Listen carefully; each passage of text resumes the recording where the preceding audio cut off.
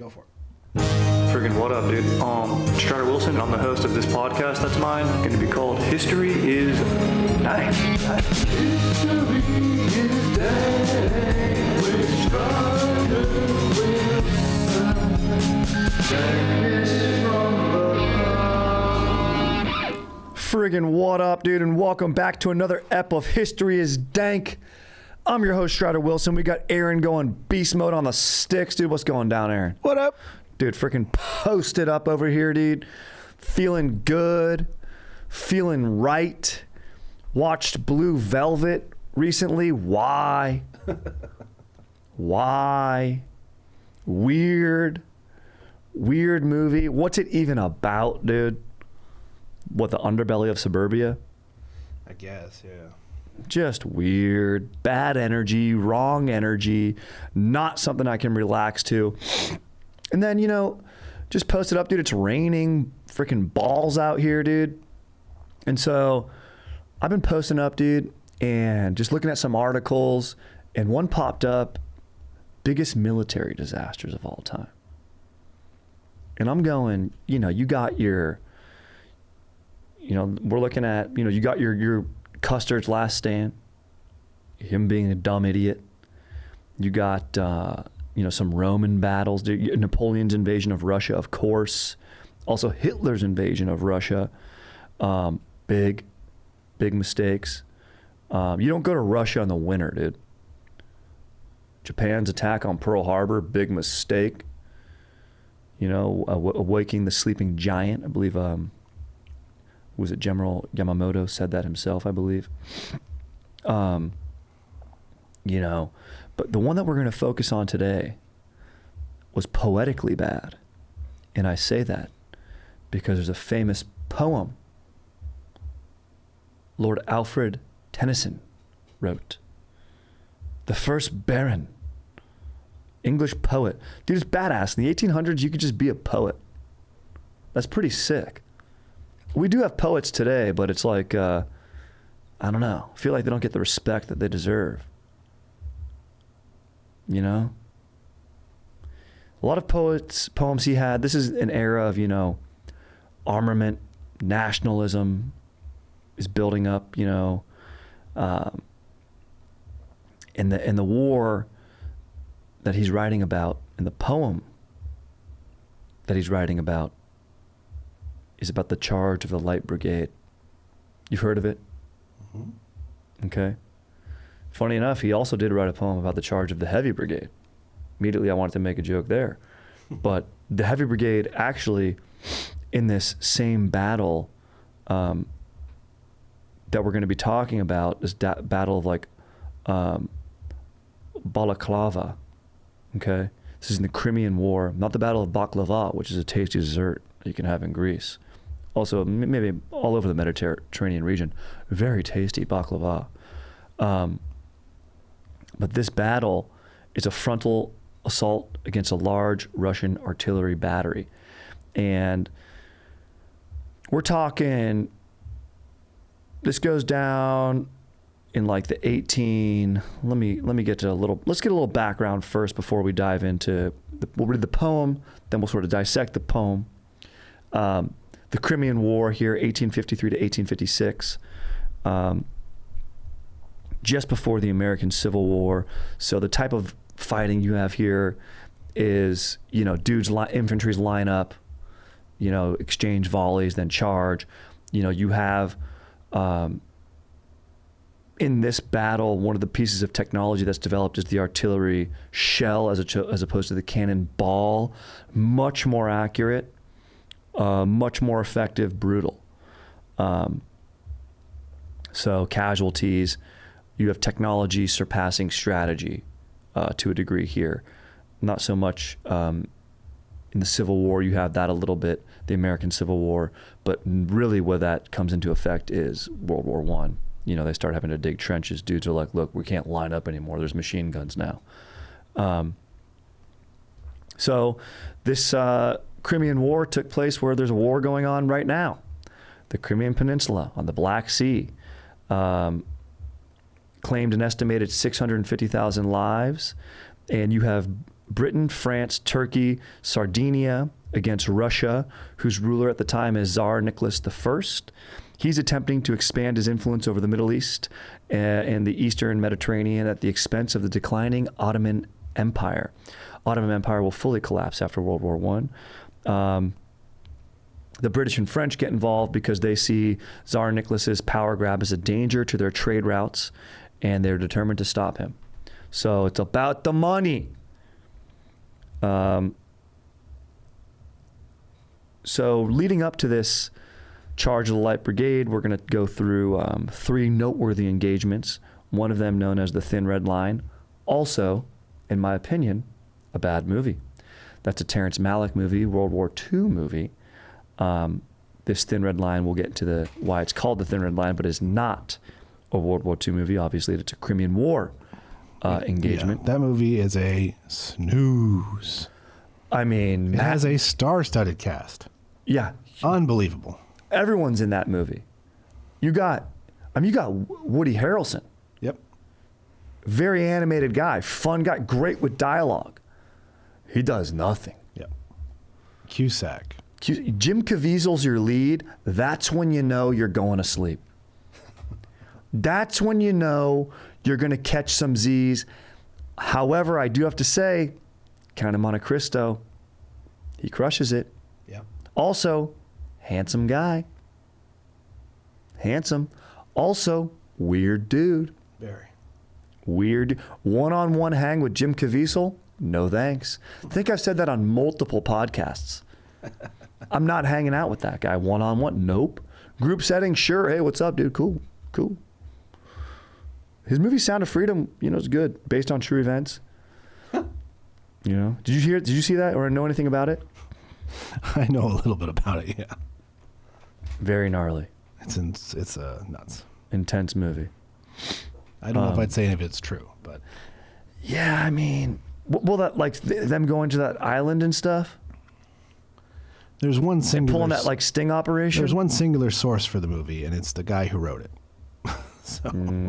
About himself. And you know what? He's like the biggest badass in it. Yeah. Mm-hmm. He's like the biggest badass. Yeah.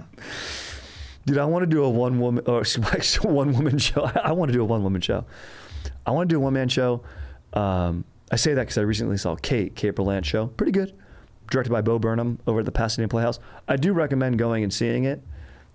She's really funny, and it is really funny and good. But it's just kind of a lot of inside baseball jokes about theater and stuff like that. Stuff we've seen before. But I do really like her and the writing, and it's funny. Was it anything new and fresh? I wouldn't say that, but I would say well done. Very well done. Fans of both Berlant and Burnham can't go wrong. But I want to do a one-man show where I'm just a badass, where I'm just like, yeah, I'm a Navy SEAL. I went into this village, killed a bunch of bad drug-dealing dudes, saved some kids, no big deal. Had 8 threesomes, all good. What's 8 threesomes? That's a 20-foursome. I had a 20-foursome at different times, pretty tight, with all willing, of age, hot models. They were into it, My wife was there too. She was down. So it was all good. Didn't even bust. It's over it. Honestly, boning. Honestly, but being a Navy SEAL, just holding a plank the entire time. I sleep in a plank position, working on my core. I fuck up bad dudes. Bad guys, I fuck them up. Then models, I fuck them, but don't come. It's what I do. Honestly, I lay on my back, let them enjoy themselves. Then say later, ladies, have a good time at the shoot. My wife's right there. Lets them borrow my hog. That's what I want my one-man show to be about, dude. Just call it 24 hours. And it's me having to have sex with 24 models in 24 hours, but also saving a bunch of kids from a secluded village in, I don't know, Belize. Somewhere along the Mosquito Coast. Small island off the Mosquito Coast. And I just use this voice the whole time. And the whole thing is, actually, that's what, I don't want to give away the theme from Kate. Anyways, Aaron, would you buy a ticket to see that? Sure. Low tech, no tech, blank stage, 99 seats, one spotlight on me the entire time, just talking about that. I mean, if it's dark enough, I can leave. Yeah, exactly. You can slip out. That's the thing. You can slip out at any time. The tagline for the film is, I might be sitting on an aisle. "This guy slipped in. Can you slip out?" All right. Let's read this poem.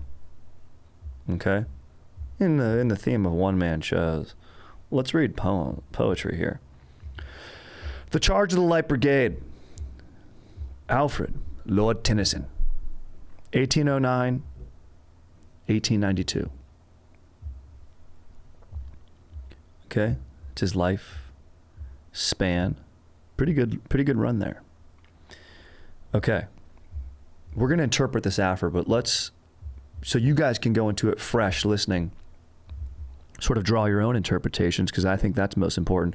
Then we'll get into it, and then we'll get into actually what went down in the day, but you can hear what went down. Honestly, spoiler alert, all of this goes down in about 20 minutes. Okay? Half a league, half a league, half a league onward, all in the valley of death, rode the 600. Forward, the Light Brigade. Charge for the guns, he said. Into the valley of death rode the 600. Forward, the Light Brigade. Was there a man dismayed? Not though the soldier knew someone had blundered. Theirs not to make reply, theirs not to reason why, theirs but to do and die. Into the valley of death rode the 600. Cannon to the right of them, cannon to the left of them, cannon in front of them, volleyed and thundered, stormed with shot and shell. Boldly they rode and well, into the jaws of death, into the mouth of hell, rode the 600. Flashed all their sabers bare. That's just to pause here, not penises, that would be a actual saber. Flashed as they turned in air, sabering the gunners there, charging an army while all the world wondered, plunged in the battery smoke. Right through the line they broke, Cossack and Russian reeled from the saber stroke, shattered and sundered. Then they rode back, but not the 600. Cannon to the right of them, cannon to the left of them, cannon behind them volleyed and thundered, stormed in with shot and shell, while horse and hero fell. They that had fought so well, came through the jaws of death, back from the mouth of hell, all that was left of them, left of 600. When can their glory fade? Oh, the wild charge they made. All the world wondered. Honor the charge they made. Honor the Light Brigade. Noble the 600. Okay. I like it. Strong poem. You have to put yourself back in 1856. There's no, you have a newspaper, you got some sources here. You go, what went down? What's going on? This would be akin to like a Black Hawk Down that we've seen, Like that's what this poem would be. That's how sick this poem is. This is the Black Hawk Down of the Crimean War. Okay? That Somali engagement, that wasn't even a war, that was an engagement, unofficial, just heroes being heroes, going in there, not leaving a man behind. This is heroes being heroes here. You have that line, that excerpt here. Theirs not to make reply, theirs not to reason why, theirs but to do and die. It's a soldier's duty. And right before that, he said someone had blundered. Okay? What was that blunder? Well, let's figure it out. DraftKings Casino is bringing you only the best classics like blackjack, roulette, and slots, plus exclusive games you won't find anywhere else. Dude, I'm all about blackjack, posting up. It's my favorite thing to do in the casino with the boys. You all get on the table. I will split tens like an animal. I will. No, I'm kidding. I won't do that, but it's fun just getting that vibe, being able to do that online now thanks to DraftKings. I love that. And roulette, I mean, let's go. Anytime I'm feeling unlucky, I go to the roulette and I just remix my luck. It always ends up working out for me. And I can't wait to try this out electronically and pulling the slots with my wife. I mean, great times right there on the phone. I'm watching a show, whatever, commercial break. Guess what I'm going to do? I'm going to pull it up, play little slots, boom. Then I'm back to watching, whatever it is I like crushing with my wife, because there's nothing better than having a show with your wife. And there's nothing better than being able to play the fun of the casino right there on my phone. And how do I do it? You got to download the DraftKings Casino app now and use code DANK. New players get an instant deposit match up to $100 in casino credits when you deposit $5 or more. That's code DANK only on DraftKings Casino. The crown is yours. Gambling problem? Call 1-800-GAMBLER or visit www.1800gambler.net. In Connecticut, help is available for problem gambling. Call 888-877-789777 or visit ccpg.org. Please play responsibly. 21 plus. Physically present in Connecticut, Michigan, New Jersey, Pennsylvania, West Virginia only. Void in Ontario. Eligibility and other restrictions apply. 1 per new customer. Must opt in. Make a minimum $5 deposit within 7 days, 168 hours, or registering new account. Max. Match $100 in casino credits, which require one-time playthrough within 7 days, 168 hours. See terms at casino.draftkings.com/new player offer 2024. You have about 600 casualties, 20 casualties per side in this battle of Balaclava, which the charge of the Light Brigade is part of. But you have this battle of Alma, and the Russians hold their ground. It's the first major conflict of the Crimean War. Occurs on September 20th. The Russians are heavily bombarded from Allied navies along the coast, and they're soundly defeated, suffering 5,700 casualties. You've got this. The British use this military invention called a spinning mini ball, which would be used in the devastating. It's also used in the Civil War. It's like shot out of a cannonball and a cannon, and just fucks dudes up big time. So it's like this mini little shell. It's very, very effective. But they win the day in this Battle of Alma, and they decide not to pursue a decisive victory against a badly wounded enemy because the Russians sunk their ships in the harbor there, or right along that Gulf, and the British Navy, which is the most superior Navy at the time, they can't get forward. So basically it'd be an exposed assault, infantry and cavalry assault on the Russians without support of naval artillery. So the commanders decide, look, we did good today. We're going to pause, drink our brandy and our tea, and decide our next move, as opposed to keeping our foot on the gas. Ends up being a mistake. I mean, spoiler alert, they do go on and win this battle. But they could have done it with less casualties. Because they decide to pause, the Russians are allowed to escape southward, regroup, dig in for defenses at Sevastopol. Okay? So, Allies restart the march south on September 23rd, okay, setting the stage for the Battle of Balaclava on the 25th. The Russians occupied these heights called forgive me, I'm not going to be able to say these, Fedukin and Vorontsov heights, bounding a valley near Balaclava, but they're prevented from taking the town by Sir General James Scarlett and his heavy brigade. So they do a great job, and they have their Sir Colin Campbell's 93rd Highlanders, so a bunch of badass, a kilted brigade of dudes, holding some guns. You've probably seen you can kind of sort of picture it in your mind, picture a Braveheart dude, but there's some Highlanders wearing red kilts, holding some guns and sabers, very badass looking dudes. And they stand, this infantry, this 93rd Highlander infantry, withstands 2 cavalry charges from the Russians. So they do a freaking great job of disciplined volleys. So they're just holding the line, heroic defense, right?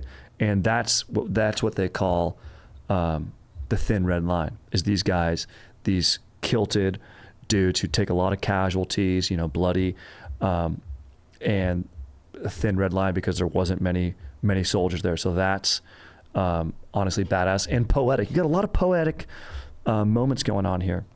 But the leading story is this blunder of the charge of the Light Brigade. So then you have Sir James Scarlett's Heavy Brigade coming in, made up of Scotch Dragoons, horse artillery, and this is a force they attack uphill, a force of 300 against some 2,000 Russian cavalrymen. This is called the Charge of the Heavy Brigade, and they end up coming in, relieving the thin red line, and win that day. And they advance on a vulnerable Russians during their disorderly retreat back over the heights. And these Russians were told to stand their ground no matter what, but they forced them back. So now the Russians are in an artillery battery up on some hill. They're all chilling there. The British forces, mixed Scottish British forces, dragoons, the UK forces, if you will, they're holding their ground. You have this 10-minute charge of the Heavy Brigade. Would have been the most famous one in history if it wouldn't been for the calamity of the charge of the Light Brigade. But you have a communication here. You have communication errors. You got this guy, Lord Raglan, overall commander of the British forces. And he gains a good vantage point of the whole battle area, and he observes the Russians moving artillery from the captured area, like those Vostronov high points. And he sends orders for the Light Brigade, basically made up of Lancers, Hussars, and Light Dragoons, under the command of Lord Cardigan, to disrupt the operation. All right? And Raglan phrased the order: advance rapidly to the front, follow the enemy, and try to prevent the enemy from carrying away the guns. However, by the time the order had reached Cardigan, it had passed between several commanders, so you have a game of telephone going on here, and it had been shortened to advance rapidly. So that becomes a charge. And Cardigan thought the order was absurd. He's like, what the hell are you talking about? We're going to charge through a valley with artillery on high ground? Like, that's very stupid.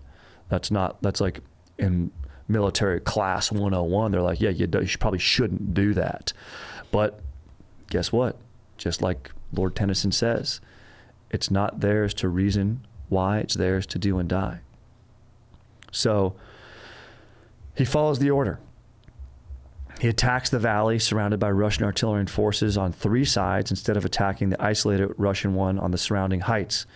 But he had to obey what he thought was Raglan's wishes. He led the charge straight down the center of the North Valley to attack the Russian artillery battery sited there.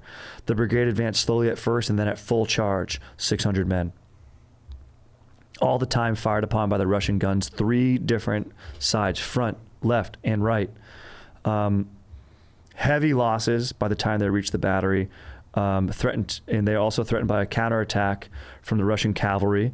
So Lord Raglan's watching the charge from a distance, and he senses the hopelessness of the situation, and he wanting to stem the losses, he halts his Heavy Brigade from following in the wake of the Light Brigade. He's like, look, I'm not going to, I could send more guys in to help him out, but he's like, this is just a kill box.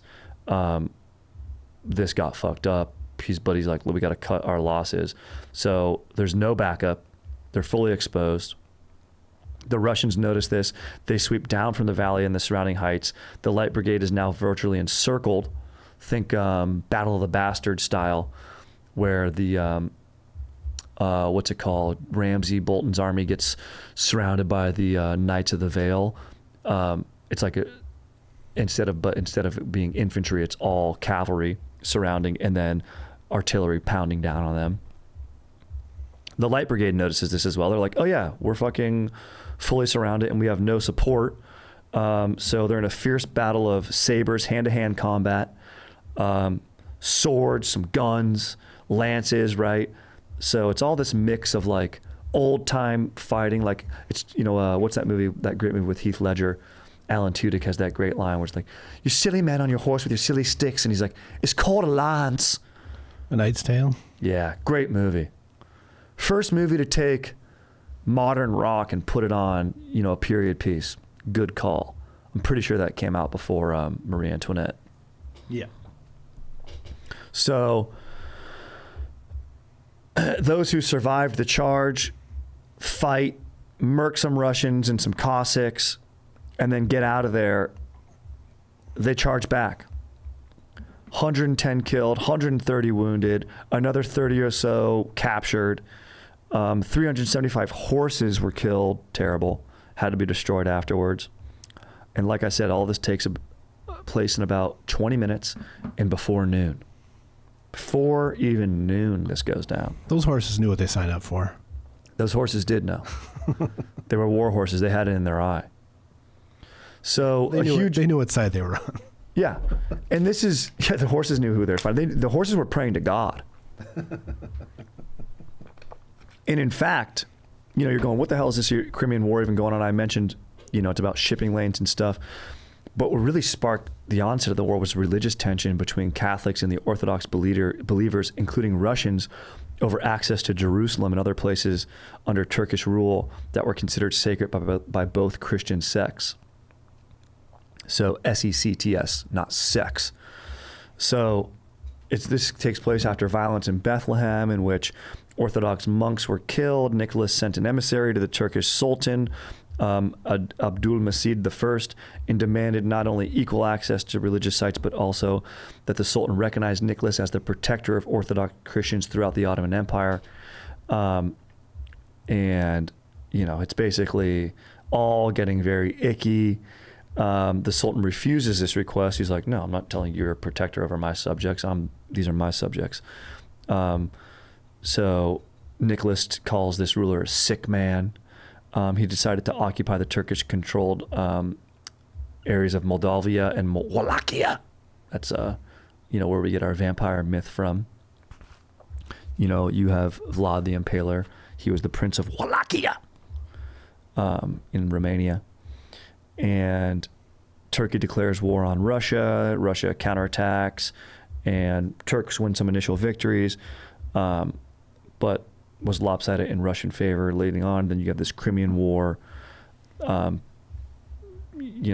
really is where it breaks out, where Russia's like I mentioned earlier, they're like, fuck it, we're taking this back. So this is, some consider this the first modern war, I guess. Modern war is defined by civilian casualties outweighing soldiers, but this is the first time soldiers used rifles that were mass produced in factories. They land on coastlines and armored vessels. So it's all basically foreshadowing these larger wars to come. And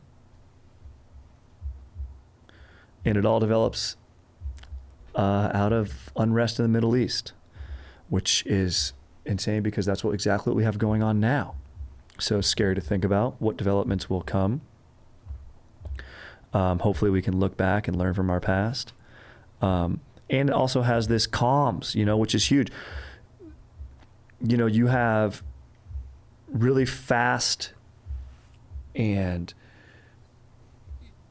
battlefield orders being passed down in this calamity, as it's called in this article that I drew from here today. Check the sources. Always check the sources. You can read these on your own. They're interesting, very interesting. That was very Trumpian of me to say that. Interesting, very interesting, incredible articles, the best, the most recent, up-to-date articles coming in hot off the press, straight from the zones. But do check out the sources, because you can go right there and get, I sort of glean it down and make it more digestible. But, if you're more interested, go check that out. But you have this game of telephone being played, and it costs lives. It's like, dude, commanders, figure it out. And it's one dude just being like, well, he said, get in the way, disrupt the advances or the retreat of the artillery, but do so if you need to quickly by an assault. And then it just gets whittled down to like some guy being impatient or posting up there, well, yeah, quickly assault. Yeah. Oh no, just go ahead and quickly assault. And then what do you get? You get half of a brigade taken out. in a matter of 20 minutes. So very, very gnarly. A lesson that we have to, hopefully learn from today. And you go, hey, why does Lord Alfred Tennyson write this poem? Well, he does it to honor those soldiers who did their job. But he also does to call out those in command, the soldiers knew someone had blundered. Someone had blundered. Blundered. He spells it B-L-U-N-D-E-R apostrophe with a D. Someone had blundered. Was it Raglan? Maybe you just got to point at the top, top commander, although it was probably some of these middlemen, these middle managers, some lieutenants, a lieutenant. So it's just, it's bad. It's bad. But you do have some badass moments here. The thin red line. If you go fight in a kilt, if you fight a war in a kilt, I respect it. I'm afraid of that guy. With your hog exposed, maybe you could flash your saber really well. I'll show you something thin. Pull out that little hog.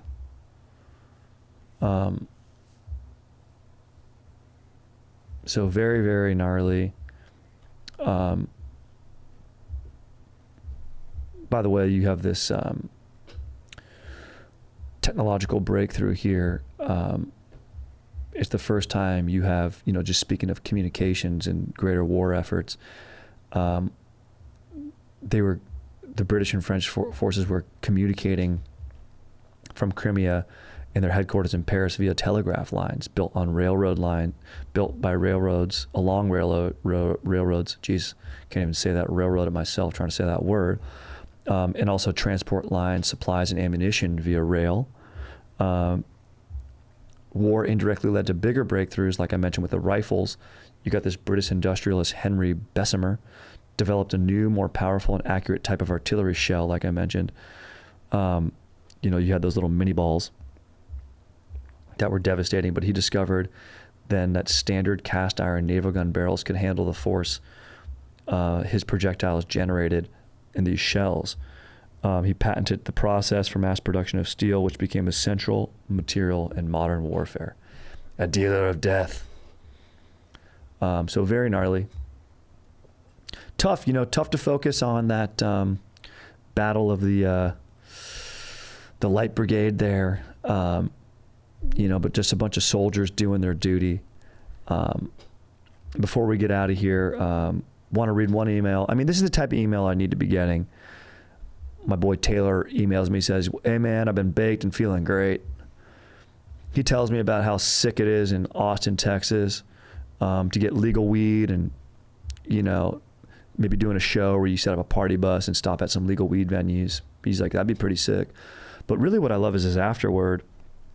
He goes, oh, one more thing. He goes, I know the legal weed spots because I'm an Uber driver, and a passenger who's also a porn star told me about them. He also told me about juice that makes you bust bigger, better, harder, and tastier, better loads. I'm fucking stoked. He goes, I have a juice here and I want to test this. I have a juice here. I guess they're called juiciers. I don't know. I want to test this juice along with other supposed juices. It's not drugs or anything. It's regular fruit and veggies in a juicer. You have 16 ounces a day and supposedly you can bust better. Fuck yeah. So that's sick. That's looking out for the boys. Dude, send me the recipe, try it out, test it out safely, bust, in a safe space. Don't hurt yourself or your hog. And what do you really have to lose by doing this? You're juicing pretty well. So, and it's all natural. So I love this, dude. Send me that recipe when you get it. I might need that for my one-man show, 24 hours, and I'm just making a juice the entire time on the stage, one spotlight. Aaron's going to be the only person in the audience. It's going to be legit. Other than that, I'm freaking stoked. All right, send me some more emails. I want some fire emails on that. Taylor, send me the recipe, bro. That's what I'm talking about. And just heroes doing their duties. That's what we're fired up on, dude. Heroes doing their duties. And then, the art that it inspires, the art that awakens our minds and future decision makers and leaders to make hopefully better decisions going forward for those. And so yeah, man. Also, look at history repeating itself. Crimean Peninsula, starting in the Middle East. I mean, what can we do different? That's a decision for someone smarter than me, but I'm fired up to put this on the radar. If you have anything or any ideas, email me. I'm always open for that. I like to get a little discourse there. Also check out the Patreon, and fired up, stay stoked, and we'll catch you guys in the next one. Friggin' lit.